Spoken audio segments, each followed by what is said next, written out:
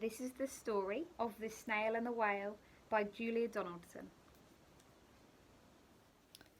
This is the tale of a tiny snail and a great big grey-blue humpback whale. This is the rock, as black as soot, and this is a snail with an itchy foot. The sea snail slithered all over the rock and gazed at the sea and the ships in the dock. And as she gazed, she sniffed and sighed. The sea is deep and the world is wide. How I long to sail, said the tiny snail. These are the other snails in the flock, who all stuck tight to the smooth black rock, and said to the snail with the itchy foot, "Be quiet, don't wriggle, sit still, stay put." But the tiny sea snail sighed and sniffed, then cried, "I've got it, I'll hitch a lift." This is the trail of the tiny snail, a silvery trail that looped and curled and said, "Lift wanted around the world."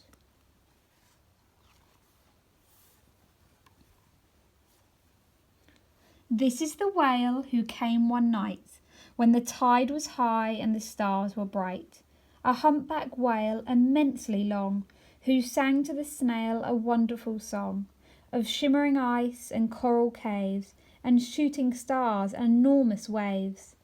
And this is the tale of the humpback whale. He held it out of the starlit sea and said to the snail, "Come sail with me." This is the sea, so wild and free, that carried the whale and the snail on his tail to towering icebergs and far-off lands, with fiery mountains and golden sands. These are the waves that arched and crashed, that foamed and frolicked and sprayed and splashed, the tiny snail on the tail of a whale. These are the caves beneath the waves, where stripy fish with feathery fins and sharks with hideous toothy grins swam round the whale and the snail on his tail. This is the sky so vast and high, sometimes sunny and blue and warm, sometimes filled with a thunderstorm, with zigzag lightning, flashing and frightening, the tiny snail on the tail of a whale.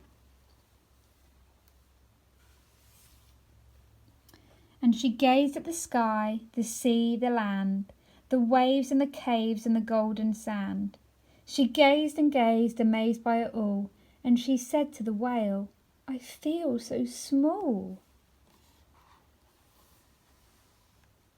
But then came the day the whale lost his way.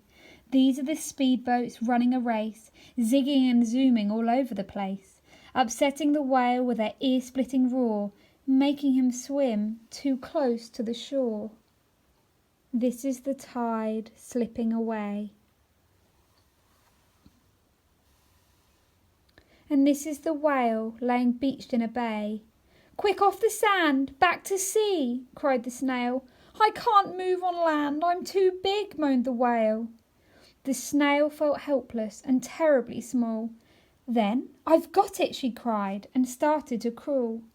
"I must not fail," said this tiny snail. This is the bell on the school in the bay, ringing the children in from their play. This is their teacher holding her chalk, telling the class, "Sit straight, don't talk." This is the board as black as soot.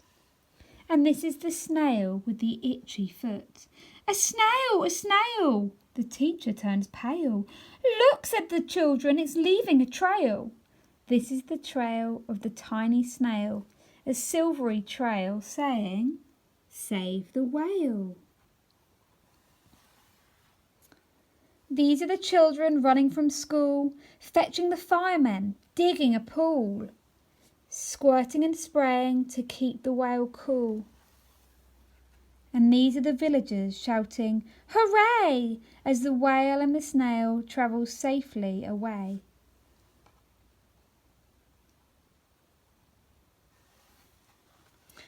to the dock and the flock on the rock, who said, "How time's flown, and haven't you grown?" And the whale and the snail told their wonderful tale of shimmering ice and coral caves, and shooting stars and enormous waves, and of how the snail, so small and frail, with her looping, curling, silvery trail, saved the life of the humpback's whale. And then the humpback whale held out his tail, and on crawled snail after snail after snail.